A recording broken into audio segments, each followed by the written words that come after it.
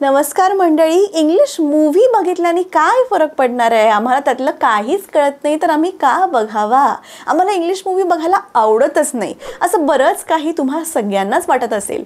तुम्हाला वाटतं की बघून काहीच फायदा होत नाही म्हणून तुम्ही बघतच नाही, किंवा तुम्हाला वाटतं की मूव्ही कळतच नाही तर बघून काय उपयोग आहे. तर तसं नाहीये.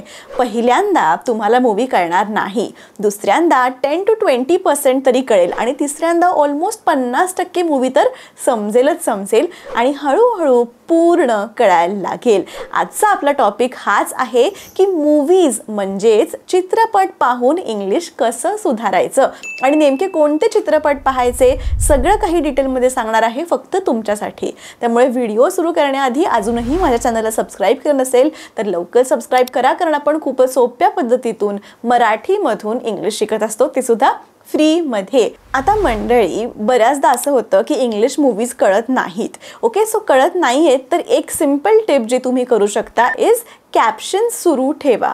कुठेही बघत असाल, नेटफ्लिक्सवर बघत असाल, ॲमेझॉन प्राईमवर बघत असाल किंवा हॉटस्टारवर बघत असाल किंवा कुठल्याही अजून OTT प्लॅटफॉर्मवर तुम्ही इंग्लिश मूव्हीज बघत असाल तर कॅप्शन्स ऑन ठेवा. बऱ्याचदा आपल्या त्यांचे उच्चार कळत नाहीत आणि मग ते शब्द मिस होतात आणि कळतच नाही की समोरचा व्यक्ती काय बोललोय त्या सीनमधला.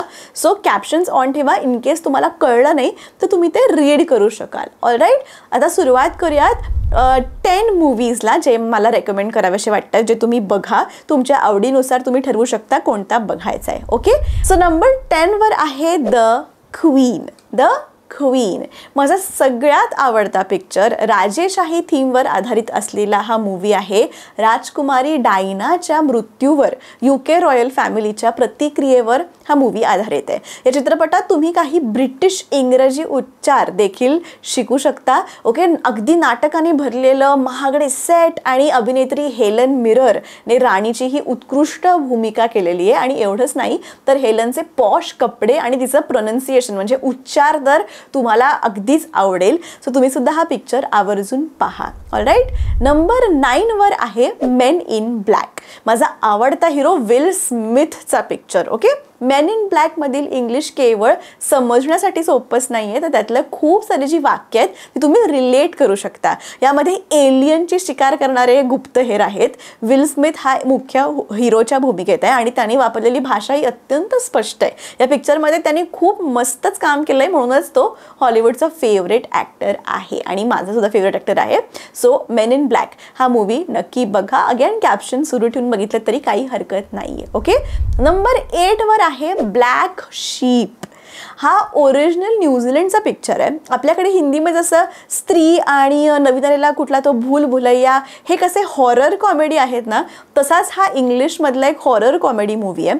थोडीशी विचित्र स्टोरी आहे, कारण यामध्ये लांडगे, मेंढ्या असे अनेक प्राणी आहेत आणि यातल्या मेंढ्या ज्या असतात त्या राक्षसी आहेत. तर जरा ऐकायला विचित्रच वाटतंय, पण जेव्हा मी हा मूवी ॲक्च्युली हा पिक्चर बघितला तेव्हा मी भरपूर हसले आणि थोडीशी भीती पण वाटली. आणि जेव्हा तुम्ही हा मूवी बघाल तेव्हा तुम्हाला न्यूझीलंडमध्ये इंग्लिश कसं बोलतात, न्यूझीलंडचे उच्चार जरासे वेगळे असतात ते तर समजेलच, पण न्यूझीलंड देशामध्ये शेती कशी केली जाते, त्यांची संस्कृती काय आहे याचा सुद्धा तुम्हाला थोडासा आढावा मिळेल या मूवी थ्रू. त्यामुळे नक्की बघा हा movie. Next I would recommend is Jurassic park. Jurassic park अत्यंत गाजलेला आणि खूप मनोरंजक पिक्चर आहे.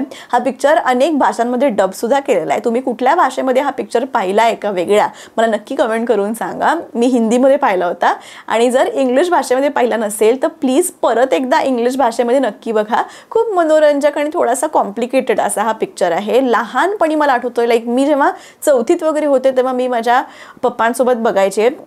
जुरासिक पार्कचा नवीन जेव्हा रिलीज झालाय मी इतकी एक्सायटेड व्हायचे. लाईक आत्तापर्यंत सुद्धा त्यांचे जे नवीन येत असतात मला बघायचेच असतात Jurassic park. It is one of my favourite movies. English पण छान आहे, नक्कीच तुम्हाला त्यांची लँग्वेज कळेल आणि छान सिच्युएशन्सनुसार छान वर्ड्स पण आहेत.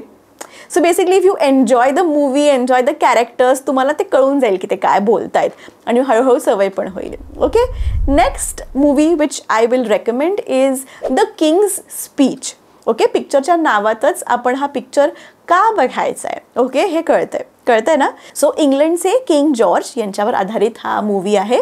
किंग जॉर्ज यांना ब्रिटिश लोकांना भाषण देण्यासाठी किती मेहनत घ्यावी लागते, भाषण देण्यासाठी येणारे अडथळे यावर त्यांनी कशी मात केली आहे हे या मूवीमध्ये दाखवलेलं आहे. त्यामुळे एक एंटरटेनमेंट म्हणून तर हा पिक्चर आहेच, पण यासोबतच भाषा शिकायची असेल तर याची संपूर्ण क्रिया कशी त्यांनी केली आहे, थोडक्यात या भाषेचे उच्चारांचे धडे कसे किंग जॉर्जनी घेतलेत हे सुद्धा दाखवलेलं आहे. सो हा मूवी सुद्धा जरूर बघा. Next on my list is toy story. आता तुम्हाला जर ॲनिमेटेड मूवीज पाहायला आवडत असतील तर नक्की हा मूवी बघा. ऑलराईट. आणि तुमच्याकडे जर कोणी छोटे चिंटू पिंटू असतील तर त्यांना घेऊन सुद्धा तुम्ही हा मूवी बघू शकता. मला पर्सनली ॲनिमेटेड मूवीज पाहायला खूप आवडतात. ओके, मुलांची जी खेळणी असतात त्यावर आधारित हा पिक्चर आहे. अत्यंत गाजलेला असा पिक्चर आहे की लहान मुलांची खेळणी आहेत, असं सपोज माझ्याकडे 2 खेळणी आहेत आणि मग जर का तिसरं मी नवीन खेळणं आणलं तर आणि मी नवीन खेळण्यासोबतच खेळत बसले आणि दुसऱ्या जुन्या 2 खेळण्यांना बाजूला ठेवलंय तर त्या जुन्या 2 खेळण्यांना किती वाईट वाटतं ते त्यांच्यातलं संभाषण की आता हा आमच्याकडे बघतच नाही आहे, आता नवीनच खेळणं आणलंय. सो ओव्हरऑल मस्त पिक्चर आहे. त्याचे पण आय थिंक आता 4 पार्ट्स निघाले आहेत. Toy story 1, 2, 3, 4. मी एक पार्ट कुठं तरी पाहिला नाही आहे, पण मी पण पाहीन तुमच्यासोबत. सो जरूर पाहू शकता. आणि हो, जर तुम्हाला स्पेसिफिक ॲनिमेटेड मूवीज बघायला आवडत असतील तर मला कमेंट करून सांगा. मी एक नुसत्या ॲनिमेटेड मूवीजची लिस्टसुद्धा शेअर करू शकते. All right. Next in my list is the social network. So Facebook आपल्याला सगळ्यांनाच माहिती आहे आणि फेसबुक ज्याने काढलं मार्क झुकरबर्ग हाही सगळ्यांना माहिती आहे. ऑस्कर जिंकलेला आहे हा मूवी. सोशल नेटवर्क मूवी बघायला पाहिजे म्हणजे पाहिजे. सोशल नेटवर्क हा फेसबुकच्या निर्मितीच्या कथा आणि त्यानंतर सहनिर्माता मार्क झुकरबर्ग यांच्या विरुद्ध खटल्याची जी स्टोरी आहे त्याबद्दल हा मूवी आहे. अत्यंत सोपं इंग्रजी वापरलेलं आहे या मूवीमध्ये, त्याच्यामुळे न करण्यासारखं काहीच नाही आहे आणि खूप छान एंगेजिंग अशी स्टोरी याची थोडीफार तुम्हाला माहिती पण देते. त्यामुळे नक्की सोशल नेटवर्क हा मूवी बघा. Next on my list is the matrix. आता सायन्स फिक्शन ज्यांना आवडतं ते जरूर हे मूवी बघू शकतात. सायन्स फिक्शन असा हा मूवी आहे द मॅट्रिक्स. चित्रपटमध्ये नवीन नवीन टेक्नॉलॉजी आणि सायन्स याचं मिक्सचर दाखवलं आहे. चित्रपटामध्ये खूप कौशल्यपूर्ण इंग्लिश भाषेचा वापर केला आहे. त्यामुळे हा पिक्चर काहीतरी वेगळं असं बघायचं असेल काहीतरी तर आवर्जून बघा. आणि अजून एक सांगेन की जेव्हा तुम्ही मूवी बघायला बसताय म्हणजे ॲज अ टास्क बसताय, नुसतं टाईमपासला नाही, तर एक बुक आणि पेन घेऊन बसूच शकता. एखादा नवीन शब्द तुम्हाला वाटला की ओके हा चांगला शब्द वाटतोय आणि हा ॲक्च्युली मी यूज करू शकतो तर तो वर्ड लिहून घ्या आणि सगळा मूवी झाल्यावर असे तुम्ही एक लिस्ट ऑफ वर्ड्स बनवा आणि नंतर तुम्ही सेल्फ स्टडी म्हणून त्यांचा अर्थ आणि काय सेंटेन्सेस होऊ शकतात त्या वर्डचे हे सुद्धा तुम्ही बघू शकता. ऑलराईट. सो असं आपणच आपलं सेल्फ स्टडी करायचं असतं. मूवीज बघणं, सिरीज बघणं आणि मग शब्द नवीन काढणं आणि ॲक्च्युअल लाईफ मध्ये ते वापरणं. मूवी बघून शब्द लिहून फक्त सोडून द्यायचे नाही, तर डेली लाईफमध्ये ते शब्द तुम्ही कसे इनकॉर्पोरेट करू शकता हे आपल्याला बघायचं आहे. आणि हे तुम्हाला कोणीही सांगणार नाही. म्हणजे मी आहे सांगायला, पण डेली मी तुम्हाला फोन करून तर नाही सांगू शकत की आज 15 मिनिटं केला का अभ्यास, संडेला केला का, मंडेला केला का, हे तुमचं तुम्हाला ठरवायचं आहे. ओके.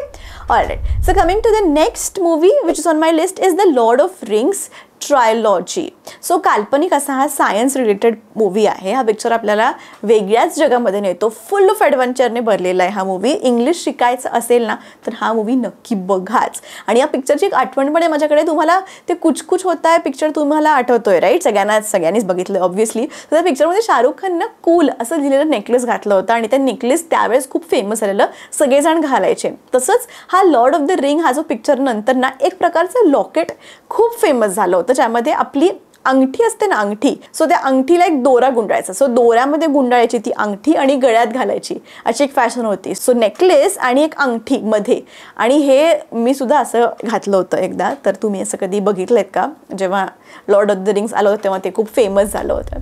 आणि next my favourite movie, all time favourite, Titanic. Last but not the least, अत्यंत गाजलेला सगळ्यांचा लक्षात राहणारा असा हा पिक्चर आहे. मला खात्री आहे की तुम्ही नक्कीच पाहिला असेल आणि पाहिलं नसेल तर इंग्लिश भाषेमध्ये नक्की पहा आणि पाहिला असेल तरी सुद्धा पुन्हा पहा.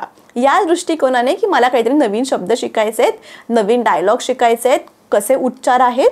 ओके, हा चित्रपट पाहणं म्हणजे ओरिजिनल ब्रिटिश इंग्लिश जे असतं ना ऐकण्याची तुमची सुवर्ण संधी आहे. सो नक्की बघा.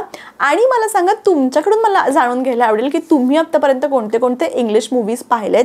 तुमचा फेवरेट इंग्लिश मूवी कोणता आहे. तुम्हाला सायन्स फिक्शनवाले आवडतात, ॲनिमेटेडवाले आवडतात, कोणते मूवीज बघायला आवडतात, आणि मूव्ही रिलेटेड अजून रेकमेंडेशन्स मी देऊ का अपकमिंग व्हिडिओजमध्ये, हे सुद्धा मला जरूर कळवा. ऑलराईट, परत एकदा सांगते की तुम्हाला जरी चित्रपट बघितले असतील तरीसुद्धा इंग्लिश भाषा शिकण्यासाठी परत परत पहा. ऑलराईट, जसं मगाशी सांगितलं, बुक घेऊन बसा, पेन घेऊन बसा, फ्रेजेस लिहा, मराठीमध्ये त्यांचा अर्थ नोट डाऊन करा.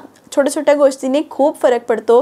तुम्हाला वाटेल की हे खूप छोट्या छोट्या गोष्टी आहेत, पण असं नाही, खूप फरक पडतो. प्रोनन्सिएशन, टोन कसा पाहिजे, पिच कसं पाहिजे याकडे लक्ष देणं गरजेचं आहे. आत्ता मी जे झूम क्लासेस घेते त्याच्यामध्ये मला जाणवतं की स्टुडंट्स इंग्लिश जेव्हा आपण वाचतो किंवा बोलतो एका टोनमध्ये बोलतात. आपण मराठीसुद्धा एका टोनमध्ये असं बोलत नाही, तसं सगळे इंग्लिश बोलतात. उदाहरणार्थ, My name is Aishwarya. I am from Pune.